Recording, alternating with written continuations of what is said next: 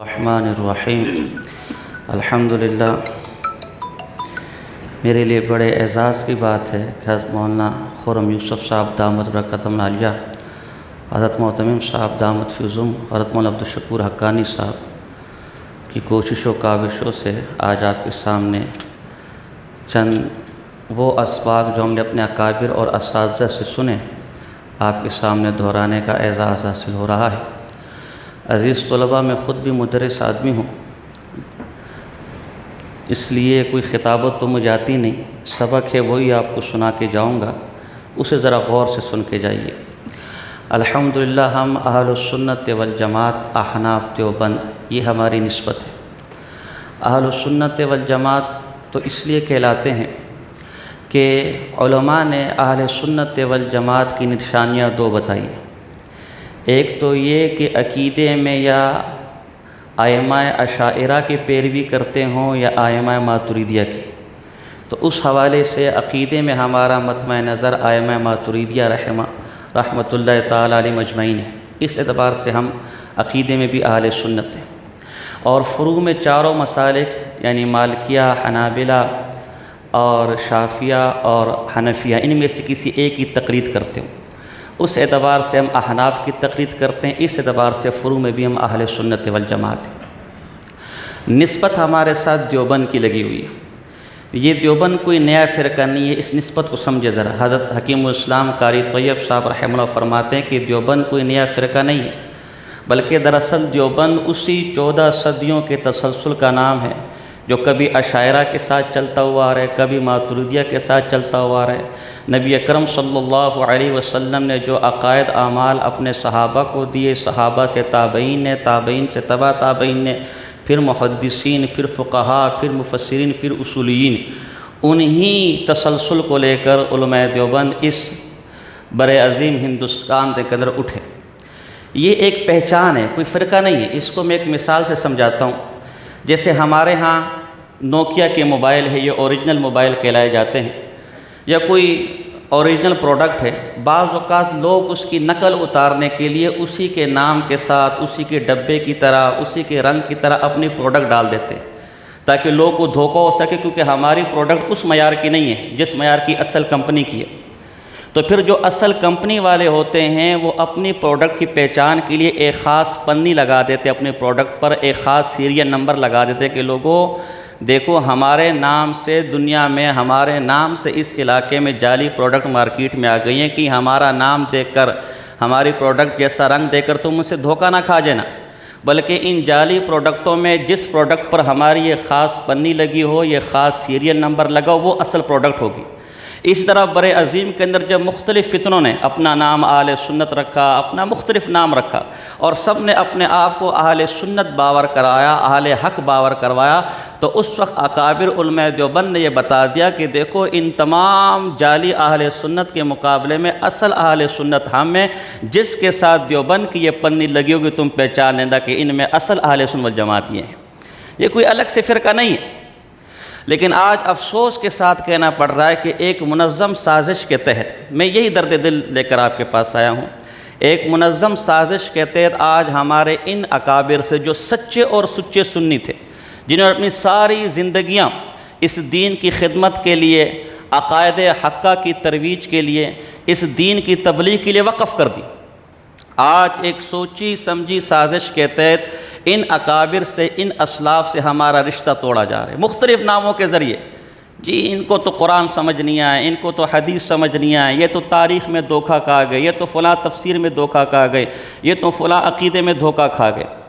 یہ قیامت کی نشانیوں میں سے ایک نشانی ہے کہ آخر وقت میں ایسے لوگ آئیں گے جو اپنے اسلاف پر تان کریں گے۔ ہمارے بزرگوں میں ایک بہت بڑے بزرگ گزرے،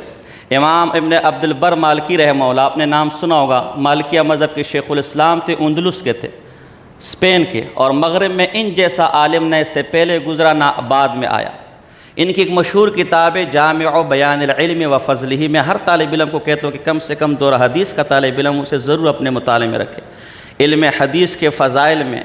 درس حدیث کی برکات میں، حدیث کی کتب کی برکات میں، حدیث کے متعلقات کی برکات میں، فضائل میں، اور تحصیل علم اور تحصیل حدیث کے فضائل میں ایسی جامع معنی کتاب میری نظر سے نہیں گزری۔ یہ امام ابن البر مالکی آپ کی موطا کی انہوں نے بہترین شرح لکھی ہے التمہید لما فی موطا من الاسانید، بہترین 25 جلدوں کے اندر محقق کا نسخہ آیا ہے، اسے بھی اپنے مطالعے میں رکھیں۔ اس کے اندر وہ ایک باب قائم کرتے ہیں، حال العلم اذا کان عند الفساق والارذال، اس وقت دین کا کیا حال ہوگا، اس علم کا کیا حال ہوگا جب وہ علم فاسقوں کے پاس اور کم ترین لوگوں کے پاس چلا جائے۔ اب یہ فاسق اور کم ترین لوگ کون ہوں گے جو اس دین کو لے کر چلیں گے، جن کے پاس یہ دین چلا جائے گا؟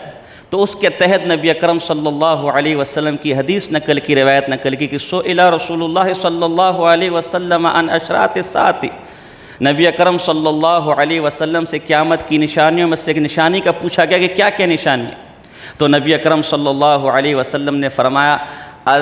کہ قیامت کی نشانی ان من اشراط الساعۃ ان یلتمس العلم عند الصغیر، قیامت کی نشانیوں میں سے ایک نشانی یہ ہے کہ اس دین کو اکابر سے لینے کے بجائے، اس دین کو اسلاف سے لینے کے بجائے، اس دین کو اپنے سے پچھلوں سے لینے کے بجائے چھوکروں، میں یہ ترجمہ کرتا ہوں، معذرت چاہتا ہوں لیکن ترجمہ مجھے سب سے جامع اور معنی یہ اس کا نظر آتا ہے، چھوکروں اور لونڈوں سے جب وہ دین حاصل کر لیا جائے، جب اکابر کو چھوڑ کر پروفیسر اور ڈاکٹر اور نام نہاد میڈیائی محقق دین پھیلانے لگ جائے اور دین دینے لگ جائیں، اور وہ اکابر پر لعن طعن۔ نبی اکرم صلی اللہ علیہ وسلم کی حدیث ہے کہ جب 15 کام اس امت میں ہونے لگے تو پھر سرخ آندھیوں کا اور زمین میں دھنسنے کا انتظار کرو۔ ان 15 کاموں سے کام یہ بھی آپ نے سنا ہوگا کہ بعد والے اپنے پہلے اس پر لعن طعن شروع کر دیں۔ ہمارے عقیدے کے ایک بہت بڑے بزرگ گزرے علامہ الکائی رحمہ اللہ، ان کی کتاب نے آپ نے دیکھی ہوگی، مشہور علم کلام کی کتاب ہے شرح اصول اعتقاد اہل سنت والجماعت، علم کلام پر بہترین کتاب ہے۔ اس کے اندر اپنی سند کے ساتھ، اور یہ سند حسن درجے کی ہے، حضرت عمر فاروق رضی اللہ تعالیٰ کا اثر لے کر آتے ہیں۔ حضرت عمر فاروق رضی اللہ تعالیٰ فرماتے ہیں کہ لوگوں، سب سے بہترین بات نبی اکرم، سب سے بہترین قول اللہ کا قول اور اللہ کی کتاب ہے، اور سب سے بہترین رستہ ہدایت کا اور سب سے بہترین سنت نبی اکرم صلی اللہ علیہ وسلم کا رستہ، ان کی سنت ہے۔ اور لوگوں، الا وان الناس بخیر، لوگ اس وقت تک خیر پر رہیں گے، لوگ اس وقت تک صراط مستقیم پر رہیں گے، لوگ اس وقت تک ہدایت پر رہیں گے، اس وقت تک وہ خیر پر رہیں گے کہ اذا اخذوا العلم عند الاکابر ولم یقم الصغیر علی الکبیر، جب تک یہ علم، یہ دین، یہ حق کا راستہ، یہ علم دین اور یہ دین اپنے اکابر سے لیا جائے گا اور چھوٹے بڑوں کے خلاف سینہ تان کر کھڑے نہ ہوں گے، یہ لوگ اس وقت تک خیر پہ رہیں گے، یہ امت اس وقت تک ہدایت پر رہے گی۔ فَإِذَا قَامَ الصَّغِيرُ عَلَى الْكَبِيرِ فَقَدْ هَلَكَ، اور کان کھول کر سن لو، اور یہی پیغام میں آپ کو دینے ہیں جو آج سے 1400 سال پہلے عمر فاروق رضی اللہ تعالیٰ دے کر گئے، یہی میرا پیغام ہے۔ اور لوگوں، کان کھول کر سن لو کہ جس دن یہ لونڈے اور یہ پروفیسر ٹائپ کے لوگ اکابر کے خلاف کھڑے ہو گئے اور اکابر کی غلطیاں نکالنے لگے اور اکابر کی عقائد اور نظریات اور اعمال میں نکتہ چینی کرنے لگے، تو تم اسی وقت سمجھنے لگے کہ تم ہلاک ہو گئے، تمہاری ہلاکت کے دن شروع ہو گئے، تمہاری بربادی کے دن شروع ہو گئے۔ افسوس کے ساتھ کہنا پڑتا ہے کہ آج یہی ہوا چل رہی ہے، آج یہی موسم ہو گیا۔ عوام کو تو چھوڑے، ہمارے طلباء اور علماء کو برگشتہ کیا جا رہا ہے اکابر سے، حالانکہ نبی اکرم یہ اکابر پرستی کی تعلیم دینے میں نہیں آئے۔ اگر یہ اکابر پرستی ہے تو یہ عمر فاروق رضی اللہ تعالیٰ دے کر چلے گئے، اگر یہ اکابر پرستی ہے تو نبی اکرم صلی اللہ علیہ وسلم نے فرمایا، حسن درجے کی روایت ہے، البرکۃ مع اکابرکم، لوگوں برکت تمہارے اکابر کے ساتھ ہے، برکت تمہارے بڑوں کے ساتھ ہے۔ آج ہمارا المیہ یہ ہے کہ ہمیں ڈاکٹروں اور پروفیسروں کو اور چکا چوند اور رنگین کپڑوں کے اندر اور میڈیا پر آنے والوں کو سننے کا تو بڑا شوق ہے، لیکن اگر ہم نے نہیں پڑھا، ہم نے نہیں دیکھا تو اپنے اکابر کو نہیں دیکھا، ہم نے اپنے اکابر کو نہیں پڑھا۔ اللہ کی قسم، جیسے میں کہتا ہوں نا بنا کسی تشبیہ کے، کہ صحابہ کرام رضوان اللہ تعالیٰ علیہ مجمعین کی نظر جب حبیب پاک صلی اللہ علیہ وسلم پر پڑی تو پھر کسی اور طرف وہ نظر گئی نہیں،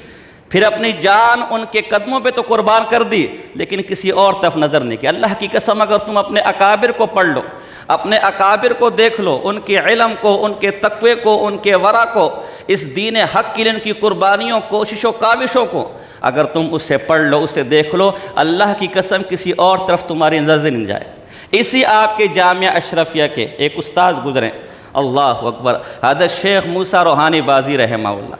اللہ کی قسم تم ان کی کتابیں، میں نے ان کی کتابیں پڑھی ہیں، تم ان کی کتابیں پڑھو تم حیران رہ جاؤ۔ ایک النجم السعاد فی مباحث اما بعد پر کتاب لکھی، ایک اما بعد کے لفظ پر اتنی ضخیم کتاب لکھی، اور نہ صرف عجائب و غرائب بیان کیے بلکہ آخر میں ایسے قاعدے اور اصول حضرت نقل کیے۔ ہم نے آج تک یہ سنا تھا کہ بسم اللہ کی 1600 تراکیب کی جا سکتی ہے، ملی اگرچہ کہیں بھی نہیں، اور قرآن کی تراکیب کے اوپر مختلف کتابیں، درویش کی اعراب القرآن ہے، صافی کی اعراب القرآن ہے، اور المفصل فی اعراب القرآن 30 جلدوں کے اندر سعودیہ سے چھپ کر آ گئی ہے۔ آپ ان کو کھولیں گے، کسی بھی آیت کی توجیہ میں 2 ترکیبیں، 3 ترکیبیں، 4 تکبیریں۔ قربان جاؤ شیخ صاحب پر صرف اما بعد کی ترکیب پر ایسے اصول نقل گئے ہیں کہ 13 لاکھ سے زیادہ تراکیب کی جا سکتی ہے۔ آپ نے اپنے اساتذہ سے جب چھوٹے درجوں میں، ہم نے بھی اپنے اساتذہ سے جب پڑھتے تھے، آل اور اہل پر درود شریف پڑھنے کا جب مسئلہ آتا تھا تو آل اور اہل میں 3 فرق بیان کیے جاتے تھے۔ بہت سے بہت قابل استاذ ہو تو 3 فروق بیان کیے جاتے ہیں۔ ہماری شروحات اٹھا لے 3 سے اوپر فروق میرے علم میں نہیں ہے کہ کسی نے بیان کی ہے۔ قربان جاؤں شیخ موسیٰ روحانی بازی رحمہ اللہ پر جب فروق نقل کرنے لگے تو 17 تک فروق بیان کر کے چلے گئے۔ کس کو علم؟ آپ کو ایک عجیب بات بتاؤں، اس جامعہ کے ایک عالم دین کا یہ حال ہے۔ ابھی تو میں پچھلے اسلاف کی طرف گئے نہیں۔ حضرت شیخ موسیٰ روحانی بازی رحمہ اللہ کی ایک اور کتاب ہے فتح العلیم بحل الاشکال فی تشبیہ العظیم فی حدیث کما صلیت علی ابراہیم۔ اعتراض ہوا درود ابراہیمی کے اندر کہ یہاں حضور علیہ السلام پر درود پڑھنے کو تشبیہ دی جا رہی ہے ابراہیم علیہ السلام پر درود پڑھنے سے، تو مشبہ بھی مشبہ سے اقویٰ ہوتا ہے۔ ایک اعتراض اٹھا، بھئی فلاں چاند کی طرح ہے، فلاں شیر کی طرح ہے، تو ظاہر رانائی میں، خوبصورتی میں چاند زیادہ قوی ہے، مشبہ بھی وہ ہے۔ اسی طرح بہادری میں اور شجاعت میں شیر زیادہ قوی ہے، مشبہ بھی وہ ہے۔ اب لوگوں نے اعتراض اٹھایا کہ یہاں نبی اکرم صلی اللہ علیہ وسلم پر درود پڑھنے کو تشبیہ دی جا رہی ہے ابراہیم علیہ السلام پر درود پڑھنے سے، گویا ابراہیم علیہ السلام پر درود مشبہ بھی ہو گیا، حضور علیہ السلام پر درود مشبہ ہو گیا، اور مشبہ بھی مشبہ سے افضل ہوتا ہے۔ سارے طلباء و معاشرہ مجھے تفصیل میں جانے کی ضرورت نہیں ہے، تو اس سے تو یہ معلوم ہو رہا ہے کہ ابراہیم علیہ السلام افضل ہیں حبیب پاک محمد مصطفیٰ احمد مجتبیٰ صلی اللہ علیہ وسلم سے۔ حالانکہ بالاتفاق پوری امت کا یہ اجماع ہے کہ کائنات میں سب سے افضل مخلوق وہ محمد مصطفیٰ احمد مجتبیٰ صلی اللہ علیہ وسلم ہے۔ قربان جاؤں امام رازی رحمہ اللہ جیسے محقق پر، امام رازی نے تفسیر کبیر میں اس کے 3 جوابات دیے، اس کے بعد قلم رک گیا۔ حجت الاسلام امام قاسم نانوتوی صدیقی رحمہ اللہ آئے، انہوں نے ایک جواب اور دیا اور قلم کو روک لیا۔ لیکن جب شیخ موسیٰ روحانی بازی رحمہ اللہ نے سوچا کہ ذرا میں بھی اس پر کچھ خامہ فرسائی کر لوں، میں بھی کچھ لکھ لوں، 1 جواب، 2 جواب، 3 جواب، 4 جواب، 5 جواب، 6 جواب، 7 جواب، 97 جواب پر جا کے آپ کا قلم رکا۔ اس ایک اعتراض کے 97 جوابات دیے۔ میں نے ایک عرب عالم کو جب بتایا، اس نے کہا میں نے کتاب پڑھی نہیں، لیکن اگر تو سچ کہہ رہا اور یقیناً سچ کہہ رہا ہے تو یہ نبی اکرم صلی اللہ علیہ وسلم کی علمی معجزات میں سے ایک معجزہ ہے۔ آپ کے اس لیے تو میں نے کہا نا کہ اکابر کو دیکھا نہیں پرکھا نہیں۔ ابھی میں پوچھو کہ کتنے حضرات نے فتح العلیم پڑھی ہے طلباء میں سے، تو شاید بہت سو کا جواب ہے کہ ہم نے تو یہ نام ہی پہلی دفعہ سنا اور یہ تحقیق ہی پہلی دفعہ سنی۔ جب آپ دیکھیں گے تو آپ کو شوق اور ذوق ہوگا۔ ایک ہمارے بزرگوں میں علامہ یوسف بن نوری رحمہ اللہ گزرے، اللہ اکبر کبیرہ، یہ آج کل کیا کابر پتا رہا ہوں، ابھی پیچھے تو گیا نہیں۔ علامہ یوسف بن نوری علم کی معارف السنن ہے الحمدللہ۔ حضرت شاہ انور شاہ کشمیر علم کے علوم کو اس کے اندر جمع کیا ہے۔ میں ایک دفعہ اس کا مطالعہ کسی مسئلے کی جب میں آثار السنن پڑھاتا تھا تو معارف اساتذہ نے کہا کہ معارف السنن کو بھی اپنے پیش مطالعہ رکھو۔ وہاں حدیث کے ایک ٹکڑے تحریمھا التکبیر و تحلیل و تسلیم، آپ کو عجیب، آپ جا کے کھول کر جا کے دیکھو، اس ایک معمولی سے حدیث کے چھوٹے سے ٹکڑے، معمولی سے مراد میرا چھوٹا سا ٹکڑا، حدیث کوئی معمولی نہیں ہے، مراد چھوٹا سا ٹکڑا، اس چھوٹے سے ٹکڑے کی تحقیق کے لیے وہ صفحے لکھ رہے ہیں، صفحے لکھ رہے ہیں، صفحے لکھ رہے ہیں، 14 سے 18 صفحات لکھنے کے بعد آخر میں لکھتے ہیں اس ٹکڑے کے حل کے لیے اب تک حدیث، اصول حدیث، فقہ، اصول فقہ، 9 اصول 9 اور اس سمیت 24 کتابوں کا مطالعہ کر چکا ہوں، مزید مطالعہ جاری ہے۔ ہمارے اکابر، ہمارے بزرگوں میں سے امام قاسم نانوتوی رحمہ اللہ گزرے، حضرت عبیداللہ سندھی صاحب رحمہ اللہ کا نام آپ نے سنا ہوگا، 25 سال اس ملک کی آزادی کے لیے بیرون ملک روس اور افغانستان میں در بدر پھرتے رہے۔ اور یہ مولانا عبیداللہ سندھی رحمہ اللہ کو ایمان کیسے نصیب ہوا؟ اپنے اکابر اسلاف کے علوم کا حال دیکھو، اس کی برکات دیکھو۔ ہمارے بزرگوں میں ایک شاہ اسماعیل شہید رحمہ اللہ گزرے، آپ نے نام سنا ہوگا۔ ان کی چھوٹی سی کتاب ہے اردو زبان میں، تقویۃ الایمان، چھوٹی سی کتاب ہے، ایسا رسالہ سا ہے، آپ اگر رکھیں گے جیب میں بھی آ جائے گا، گاڑی میں سفر کریں گے تو گاڑی میں سفر کرتے کرتے اس کو مکمل کر لیں گے۔ اور آج کسی کو مسلمان کرتے کرتے صدیاں، کئی سال بیت جاتے ہیں، کئی دفعہ جانا پڑتا ہے، لیکن میرے اکابر کی معمولی کتابوں میں اللہ نے کتنی برکت رکھی تھی کہ عبیداللہ سندھی رحمہ اللہ عین جوانی میں، جب شباب اپنے عروج پر ہوتا ہے، ویسے ہی شہوت غالب ہوتی ہے، اس وقت مسلمان بھی بدماش بنا ہوتا ہے، چہ جائے کہ ایک سکھ، چہ جائے کہ ایک غیر مسلم، لیکن اس چھوٹی سی کتاب کے اندر اللہ نے ایسی برکات اور توحید کے متعلق ایسے علوم لکھے کہ مولانا عبیداللہ سندھی رحمہ اللہ نے اس کتاب کا مطالعہ کیا، کتاب ختم ہوئی، ادھر دل کی دنیا بدلی اور آپ ایمان لے کر آ گئے۔ ایک چھوٹی سی کتاب کی برکات کا یہ حال ہے، تو بڑے علوم کی تراث کا کیا حال ہوگا؟ یہ عبیداللہ سندھی رحمہ اللہ فرماتے ہیں کہ جب میں اپنے استاذ کی درسگاہ میں بیٹھا ہوتا تھا تو شیخ الاسلام والمسلمین امام حسین مدنی رحمہ اللہ اکثر کہا کرتے تھے کہ امام رازی نے اس مسئلے میں یہ تحقیق کی، امام رازی نے اس مسئلے میں یہ تحقیق کی۔ امام رازی کو بھی پتہ نہیں، میں نے تو تھوڑا بہت پڑھا ہے، بہت سے حضرات نے پڑھا ہوگا، جنہوں نے پڑھا ہے وہ ان کے مقام اور علم کو جانتے ہیں۔ میں نے ان کی تفسیر کبیر اٹھائی، تفسیر کبیر کے سورہ فاتحہ کی تفسیر میں انہوں نے لکھا ہے کہ میں نے ایک جگہ بیان کیا کہ اللہ نے سورہ فاتحہ کی تفسیر میں 30,000 علوم ذکر کیے، 30,000 علوم۔ تو میں دیکھنے لگا کہ جب 30,000 سورہ فاتحہ کے اندر علوم ہے تو انہوں نے تفسیر کیسے لکھی ہوگی؟ آپ یقین جانیں، میں دورہ حدیث کی درسگاہ میں بیٹھا ہوں، خود بھی دورہ حدیث کا استاد العلم رحمان کے اندر مسلم میرے ذمہ ہیں۔ آپ یقین جانیں کہ میں نے جب تفسیر کبیر کا مطالعہ کیا تو اعوذ باللہ اور بسم اللہ، ان دو چھوٹی سی آیات کے اندر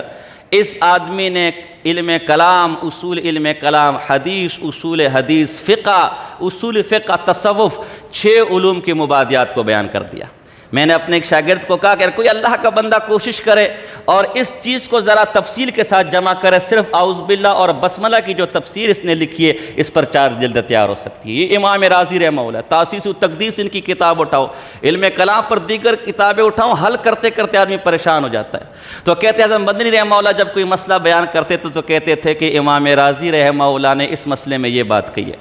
اور امام غزالی رحمہ اللہ نے اس مسئلے میں یہ بات کی، ان کی تحقیق ہے، اور محققین اس مسئلے میں یہ کہتے۔ تو ہمیں ایک تعجب ہوتا تھا کہ یہ محققین کون ہوں گے جن کو حضرت استاذی امام رازی رحمہ اللہ اور امام غزالی رحمہ اللہ کے مقابلے میں پیش کر رہے ہیں۔ بعد میں جب اللہ نے توفیق دی اور امام نانوتوی رحمہ اللہ کی کتابوں کا مطالعہ کیا تو معلوم ہوا کہ جس کو میرے استاد امام رازی اور امام غزالی کے مقابل محقق کہ ان کی رائے کو ترجیح دیتے تھے، وہ کوئی اور نہیں بلکہ ہمارے اور آپ سب کے امام نانوتوی رحمہ اللہ ہوتے تھے۔ یہ ہمارے اکابر اور یہ ہمارے اسلاف ہیں۔ حضرت ایک شاہ انور شاہ کشمیر رحمہ اللہ، اللہ اکبر، ان کے مطالعے کا اس دن میں نے ایک جگہ میں نے کہا، بخاری کے اندر آپ ایک باب پڑھیں گے، باب الامام اذا یعرض الحاجہ بعد الاقامت، کہ امام کو اگر اقامت ہونے کے بعد کوئی مسئلہ پیش آ جائے، کوئی حاجت پیش آ جائے تو کیا کرے۔ حضرت انس رضی اللہ عنہ سے روایت ہے، تو فرمایا اقامت ہو چکی تھی کہ نبی اکرم صلی اللہ علیہ وسلم یناجی رجلا فی جانب المسجد، ایک شخص کے ساتھ سرگوشی میں مصروف تھے مسجد کے ایک کونے میں۔ تو اب علماء تحقیق میں پڑے کہ آخر یہ رجلن کون ہے، یہ شخص کون ہے جس کے ساتھ نبی اکرم صلی اللہ علیہ وسلم سرگوشی کر رہے ہیں۔ امام ابن حجر عسقلانی رحمہ اللہ جیسا آدمی، وہ امام ابن حجر عسقلانی رحمہ اللہ جنہوں نے آب زمزم پی کر یہ دعا کی، اے اللہ مجھے امام ذہبی رحمہ اللہ جیسا حافظہ عطا فرما۔ اور امام ذہبی رحمہ اللہ کا حافظہ ایسا تھا، امام سبکی رحمہ اللہ طبقات الشافیہ کے اندر لکھتے ہیں، یہ ان کے شاگرد تھے امام سبکی رحمہ اللہ، کہ میرے استاد جی کے حافظے کا یہ حال تھا۔ اور آپ نے شرح نخبۃ الفکر کے اندر بھی پڑھا ہوگا پچھلے سال کہ تام الضبط انہیں اسماء و رجال کے اندر، اسماء و رجال ان کے سامنے پیش نظر تھا۔ فرماتے ہیں میرے استاد جی کے سامنے پوری دنیا کے رجال کا حال ایسا تھا، ان کا علم ایسا تھا کہ جیسے ایک پلیٹ میں دانے رکھے ہوئے، اور استاد جی کو جس رجل کا اور جس شخصیت کا تذکرہ درکار ہوتا تھا اس پلیٹ سے چنتے تھے، ایسے میرے استاد کا حافظہ تھا۔ اور واقعتاً جب آپ ان کی کتابیں پڑھیں گے تو حیران رہ جائیں گے۔ تو امام ذہبی رحمہ اللہ جیسے حافظے کا کی دعا مانگی امام ابن حجر اسقلانی رحمہ اللہ نے، اور علماء فرماتے کہ اللہ نے ان کی دعا قبول کی، دونوں ہاتھوں سے لکھتے تھے، یہ بھی ان کی کرامت تھی۔ اور حافظے کا یہ حال تھا کہ جب بازار میں جاتے تھے تو کانوں کے اوپر ہاتھ رکھ لیتے تھے کہ غیر اختیاری طور پر بھی جو آواز کان میں پڑ جاتی وہ بھی کئی سال تک یاد رہتی تھی۔ لیکن امام ابن حجر اسقلانی رحمہ اللہ جیسے شخصیت کو وہ رجل نہ ملا۔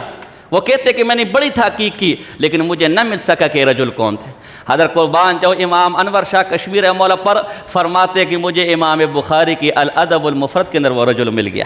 جو امام ابن حجر رحمہ اللہ کی آنکھوں سے اوجھلا۔ یہ ہمارے اکابر کا حال تھا، اور یہ ان کی علوم تھے، یہ ان کی برکات تھی۔ آپ کے 1930 کے اندر بہاولپور کے اندر مشہور مرزائیوں کے ساتھ ایک کیس چلا، ایک مقدمہ چلا۔ اس مقدمہ کے اندر یہی حضرت علامہ انور شاہ کشمیری رحمہ اللہ مسلمانوں کی طرف سے گواہ گئے۔ تو وہاں جو مرزائی تھا، غالباً شمس الدین اس کا نام تھا، اس وقت اس کا نام میرے ذہن میں نہیں ہے، اس نے ایک کتاب پیش کی فوات الرحموت، یہ مسلم الثبوت ملا محب اللہ بہاری رحمہ اللہ کی کتاب فقہ کی، مسلم الثبوت، اس کی شرح 3 جلدوں میں ہمارے کراچی سے قدیمی کتب خانے سے چھپ چکی ہے فوات الرحموت۔ اس وقت تک نایاب تھی، چھپی نہیں تھی۔ دیوبند کے اندر اس کے ایک نسخہ موجود تھا، دیوبند کے اندر اس کے ایک نسخہ پڑا ہوا تھا۔ تو فرماتے ہیں کہ اس فوات الرحموت کا حوالہ اس مرزائی نے پیش کیا، اور وہ حوالہ نامکمل پیش کیا، ابھی پورا پیش نہیں کیا تھا۔ آگے کی عبارت اس کے موقف کے خلاف تھی۔ تو حضرت شاہ علامہ انور شاہ کشمیری نے فرمایا کہ مجھے یہ کتاب دے تاکہ آگے جو عبارت آپ چھپا چکے، حوالے میں جو بدیانتی آپ نے کی، وہ میں جج کے سامنے کھول لوں کہ یہ حوالہ آپ کے مدعا پر دال نہیں ہے۔ اگر حوالہ پورا پڑھا جائے تو مطلب کچھ اور نکلے گا، مطلب حضور علیہ السلام کی ختم نبوت کا انکار نہیں بلکہ تائید نکلے گی، چونکہ وہ مرزائی سمجھ چکا تھا کہ آگے والی عبارت میں تو گڑبڑ ہے۔ تو اس نے وہ کتاب دینے سے انکار کر دیا کہ اپنی کتاب لے کر آؤ۔ کہا گیا بھئی اپنی کتاب دیوبند میں پڑھی ہوئی، یہاں سے ہزاروں میل دور ہے، کہاں سے لے کر ایک کتاب ہمیں دیجئے؟ لیکن اس مرزائی نے صاف انکار کر دیا۔ حضرت انور شاہ کشمیری نے وہی کھڑے کھڑے وہ پوری عبارت پڑھ دی اور کہا کہ یہ کتاب میں نے 17 سال پہلے دیوبند کی لائبریری میں پڑھا تھا، تو سمجھتے کہ میں طالب علم آدمی ہوں، مجھے کچھ آتا جاتا نہیں ہے، ابھی بھی مجھے بہت کچھ آتا جاتا ہے۔ یہ ہمارا اکابر تھا۔ حضرت بن نور احمد کو اٹھاؤ رحمہ اللہ معارف السنن میں فرماتے ہدایہ کے کئی صفحات زبانی پڑھ دیتے تھے۔ مجھے علم کلام سے تھوڑا بہت شغف ہے، آپ حیران ہوں گے۔ حضرت شیخ مولانا محمود حسن دیوبندی رحمہ اللہ کی کتاب ہے الجہد المقل، علم کلام پر 2 جلدوں میں، جو کتابیں علم کلام کی آج چھپ رہی ہیں، جو خود جن کا محقق لکھتا ہے کہ یہ 700 سال بعد چھپ رہی ہے، یہ 400 سال بعد چھپ رہی ہے، فلاں جگہ اس کا مخطوطہ ہمیں ملا ہے، فلاں جگہ اس کا مخطوطہ، اور اب تحقیق کر کے ہم چھاپ رہے ہیں۔ عربی کتابوں میں آپ نے دیکھا ہوگا محقق شروع کے اندر وہ سارے نسخے بیان کرتا ہے، اس کی تحقیق بیان کرتا ہے۔ ان کتابوں کے حوالے جو آج 400 600 سال بعد چھپ رہی ہیں، حضرت جی کی کتاب کے اندر وہ حوالے موجود ہیں۔ یہ حضرات نہ صرف چھپی ہوئی کتابیں بلکہ ان کے مخطوطوں کو رٹ چکے تھے، ان کے مخطوطوں کو حفظ کر چکے تھے۔ یہ میرے اکابر اور یہ میرے اسلاف ہے۔ تو آج ان اکابر اور ان اسلاف کو عقیدہ سمجھنا آیا، آج ان اکابر ان بڑوں کو مسئلہ سمجھنا آیا، اور آج کے وہ لوگ جنہیں عربی عبارت بھی پڑھنے نہیں آتی۔ میں اپنے بارے میں کہتا ہوں، میرے سامنے بخاری کھول لو، شاید مجھے بخاری کی عبارت بھی پڑھنے نہ آتا ہوں، اور آج میں نے پگڑ اچھی سی پہن لی، کپڑے اچھے سے پہن لے، گاڑی کے اندر آ گیا، سامنے کیمرہ کھڑا ہو گیا، اور آج میں ان اکابر کے خلاف کھڑا ہو جاؤں، آج ان اسلاف کے بارے میں کہوں کہ ان کو کچھ آتا جاتا نہیں تھا، یہ ایسی فلاں کے پروپیگنڈا سے متاثر ہو گئے، فلاں کے پروپیگنڈا سے قطعاً نہیں۔ اللہ کی قسم، جس قرآن سے حوالہ تو نے دینا ہے وہ قرآن ان کے پاس بھی تھا، جس حدیث سے حوالہ تو نے دینا ہے وہ حدیث ان کے پاس بھی تھی، جس تاریخ سے حوالہ تو نے دینا ہے وہ تاریخ ان کے پاس بھی تھی، جس کتاب سے حوالہ تو نے دینا ہے وہ کتاب ان کے پاس بھی تھی۔ اگر نہیں تھے تو مخطوطے پڑھ چکے تھے۔ اگر انہیں یہ مسئلہ سمجھ نہیں آیا تو تجھے بھی آج یہ مسئلہ سمجھ نہیں آیا۔ ابو داؤد کے اندر ایک روایت پڑھو گے، عمر بن عبدالعزیز رحمہ اللہ کے پاس کچھ قدری آئے اور فرما کچھ اپنی تقدیر کے انکار پر قرآن کی آیتیں سنائی، تو عمر بن عبدالعزیز نے ایک عجیب و غریب جواب دیا، اور یہی جواب آپ اپنے دل کی تختیوں پر نقش کر لیں۔ عمر بن عبدالعزیز نے فرمایا اصولی جواب ہے، اور یہی جواب اگر آپ اپنے دل کی تختیوں پر نقش کرتے تو انشاءاللہ کبھی بھی آپ کا رشتہ اسلاف سے نہ ٹوٹے گا۔ آپ نے مسلم کے مقدمے میں پڑھا ہوگا الاسناد من الدین، یہ سند دین کا حصہ ہے۔ سند کا مطلب ہی کیا ہے کہ حدیث تو نے کس بزرگ سے لیے، اگر وہ بزرگ ہے وہ نیک ہے تو ہم قبول کرنے کو تیار ہیں، اگر وہ بزرگ اور نیک نہیں ہے تو ہم یہ روایت، یہی اکابر ہے، یہی اسلاف ہے۔ آج کہا جاتا ہے کہ جی کہ ٹھیکیدار مت بنو، یہ کوئی اکابر دین کے ٹھیکیدار تھے؟ اکابر دین کے ٹھیکیدار، میں کہتا ہوں نہ اکابر دین کے ٹھیکیدار تھے نہ اسلاف دین کے ٹھیکیدار تھے، بلکہ میرے اکابر اس دین کے چوکیدار تھے۔ چوکیدار کا کام یہ ہوتا ہے کہ بلڈنگ کے اندر جو چیز موجود ہے اسے باہر نہ نکلنے دے، اور بلڈنگ کے باہر جو چیز موجود ہے، گھر کے باہر جو چیز موجود ہے اسے اندر نہ دے آنے دے۔ میرے اسلاف نے اور میرے اکابر نے اپنی زندگیاں وار دی، اپنی زندگیاں ختم کر دی اسی چوکیداری پر کہ دین کے اندر سے کوئی عقیدہ، کوئی عمل نکال کر الحاد کا راستہ نہ کھولا جائے، اور دین سے باہر کوئی عمل دین کے اندر لا کر بدعت کا دروازہ نہ کھولا جائے۔ یہی چوکیداری میرا اکابر کر کے گئے، اور آج چور کو بھی معلوم ہے کہ جب تک دروازے پر چوکیدار کھڑا ہے میں اس گھر کے اندر نقب زنی نہیں کر سکتا، اس لیے سب سے پہلے وہ حملہ چوکیدار پر کرتا ہے۔ میرے پیارے عزیزو، سمجھو آج سب سے زیادہ نقب زنی اسلاف پر اس لیے کی جا رہی، کسی طرح اسلاف سے آپ کا رشتہ توڑ دیا جائے، کسی طرح آپ کو یہ پٹی پڑھا دی جائے کہ قرآن عربی ہے، تم قرآن سمجھ سکتے ہو، اکابر کی تفسیر کی کیا ضرورت ہے، حدیث عربی کے اندر تم حدیث سمجھ سکتے ہو، بابوں کی کیا ضرورت ہے، ہم نہ وہابی ہیں نہ ہم بابی ہیں، ہم ہیں نرے کتابی۔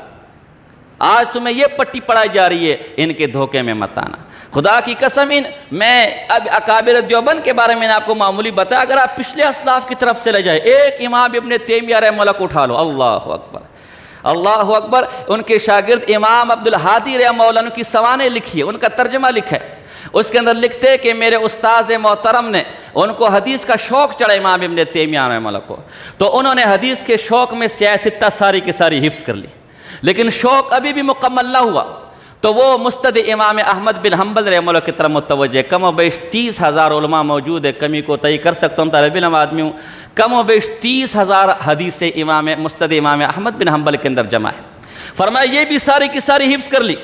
لیکن شوق علم اور حفظ حدیث کا شوق ابھی بھی ختم نہ ہوا، تو طبرانی کی طرف متوجہ ہو گئے، معجم کبیر، معجم اوسط، معجم صغیر امام طبرانی کے آپ نے سنی ہوگی، ہمارے پاس موجود ہے۔ فرمایا یہ بھی ساری کی ساری حفظ کر لی، اور ابھی میرے استاذ کی عمر 19 سال تھی،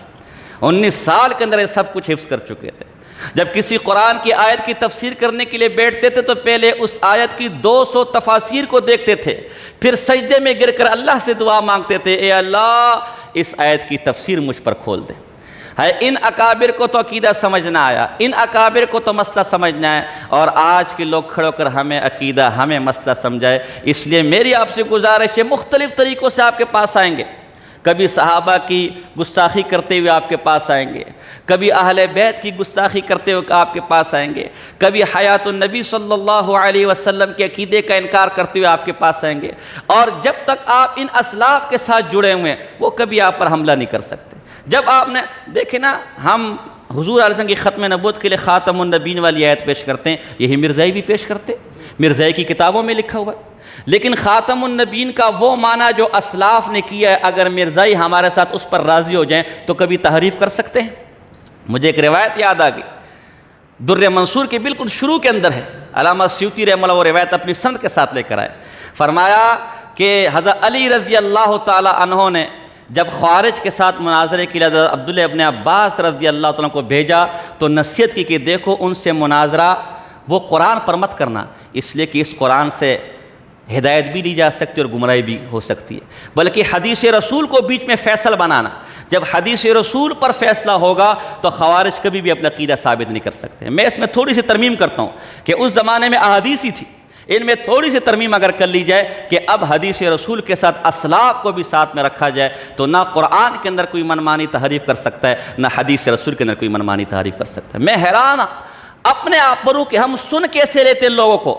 حسن بصری رحمہ اللہ حلیۃ الاولیاء کے اندر روایت ہے، حسن بصری رحمہ اللہ جیسا شخص، جیسا محدث، اس کے سامنے قدری آئے اور قرآن کی آیت تلاوت کرنا چاہیے کہ ہماری چند آیتیں آپ کے سامنے تلاوت کرنا چاہتے سن لیں، حضرت حسن بصری نے اپنے کانوں پر ہاتھ رکھ لیے اور سننے سے انکار کر دیا۔ انہوں نے کہا تھا قرآن کی آیت ہی تو سنائیں گے اور کچھ نہیں کہیں گے، فرمایا اٹھو یہاں سے۔ پھر گزارش کی، اپنے طلباء کو کہا کہ ان کو اٹھاتے ہو یا میں اٹھوں؟ تو طلباء تو زہر طلباء استاد پر جان دینے والے، طلباء نے کہا بھاگو یہاں سے۔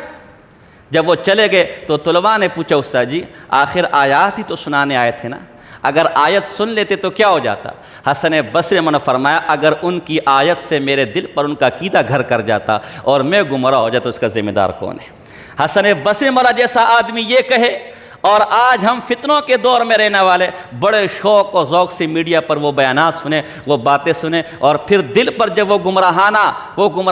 گمراہی کے اثرات دل پر ہوتے اور دل اس سے اور دماغ اس سے سیاہ ہو جائے، تو پھر ہم کہیں کہ ہم گمراہ کیوں گے؟ اس لیے نہ صرف اکابر پر اعتماد کرے، نہ صرف آنکھیں بند کر کے ان پر اعتماد کرے، بلکہ ان کے خلاف بولنے والوں کو سننا بھی گوارا نہ کرے۔ انشاءاللہ یہی تعلیمات اس ادارے کی ہے، اور یہی تعلیمات آپ کو ہمارے اساتذہ نے، ہمارے بڑوں نے دیے، اور انشاءاللہ اسی کا وعدہ آپ کرتے کہ نہیں کرتے؟ بس یہی درد دل آپ کے ساتھ لایا تھا۔ حضرات اساتذہ کرام کو اللہ پاک جزائے خیر دے۔ یہ سوالات میرے پاس آئے ہیں، سوالات کے جواب دینا یا وقت مکمل ہو گیا؟ ہاں یہ سوالات آپ اساتذہ سے پوچھ سکتے ہیں، جو مختصر سوالات ہیں۔ عطا اللہ شاہ بخاری کی اولاد کے بارے میں کیا نظریہ؟ السلام علیکم مولانا شاہ کتنے موضوعات والے؟ تو یہ قرآن کے حافظ، ان پر میرا ویڈیو لنک ہے، وہ آپ دیکھ لیجئے گا کہ ان کے اولاد کے بارے میں کیا نظر رکھنا چاہیے۔ تو یہ قرآن کے حافظ کیوں نہ بنے؟ ان کے بارے میں اپنے بزرگوں سے سنا ہے کہ جی وہ فرماتے تھے کہ میں جب قرآن کھولتا ہوں تو اس کے علوم میرے سامنے اتنے آ جاتے ہیں کہ وہ آیت میرے نظروں سے اوجھل ہو جاتی ہے، علوم اس کتنے آ جاتے ہیں کہ آیت نظروں سے اوجھل ہو جاتی ہے۔ استاد جی جناب پروفیسر طاہر حویلی کے مطابق وہ گمراہ آدمی تھے اور اکابر کے خلاف۔ مولانا سلمہ خان صاحب رحمہ اللہ کو کون کون جانتا ہے؟ آپ سب کے بزرگ ہیں نہیں، آپ کے اساتذہ کی سند پر ان کے دستخط ہے۔ میں ایک بات کہتا ہوں، اس کے نظریات کیا تھے کیا نہیں وہ ایک طرف۔ ان مولانا سلمہ خان صاحب رحمہ اللہ کے بارے میں کہتے ہیں کہ انہوں نے 1000 تابعیات پاک باز اور صحابیات پر زنا کی تہمت لگائی، ان کی کمر پر 1000 کوڑے جاری ہونے چاہیے۔ آپ برداشت کریں گے؟ ابھی میں نظریات کی طرف نہیں آیا، آپ برداشت کریں گے؟ اس قسم کا یہ آدمی تھا۔ باقی اس پر میرے دروس سے وہ دیکھ لیں۔ روحیں دنیا میں آتی نہیں، بالکل بھی نہیں آتی، جن روایت کے اندر یہ درست نہیں۔ استاد محترم راولپنڈی میں ایک مولوی، السلام علیکم ورحمۃ اللہ صاحب مولانا، بس باقی کوئی سوال خاص نہیں ہے انشاءاللہ، پھر اللہ پاک جزائے خیر دیتا آپ کے تمام جو سوال باقی آپ اپنے اساتذہ سے کر لیں، انشاءاللہ اساتذہ بھی آپ کو وہی جواب دیں گے۔ جی آخر میں کہہ دوں، ہم اہل سنت والجماعت ہیں، ہم نہ رافضی سبائی ہیں اور نہ ناسبی اہل بیت کے دشمن ہیں۔ ایسے ہیں کہ نہیں یار؟ ہمارا تعلق امام حسین رضی اللہ تعالیٰ کے ساتھ ہے، ہم حسینی ہیں اور حسینی رہیں گے۔ ایسے ہے کہ نہیں یار انشاءاللہ؟ نہ یزید کے ساتھ ہمارا کوئی تعلق ہے، نہ ان کی مدح سرائی کرنے والا ہمارا کوئی تعلق۔ حضرت حکیم الاسلام قاری طیب صاحب کی کتاب ہے یزید کے مذمت میں اور رد میں، اور اس میں لکھا ہے کہ اس میں جو عقیدہ لکھا وہ علماء دیوبند کا اتفاقی عقیدہ ہے، اور وہ عقیدہ یہ ہے کہ یزید بالاتفاق علماء اہل سنت کے یہاں فاسق اور فاجر ہے، وہ اہل بیت کا دشمن تھا، اس کے ساتھ ہمارا کوئی تعلق نہیں۔ وما علینا الا البلاغ المبین۔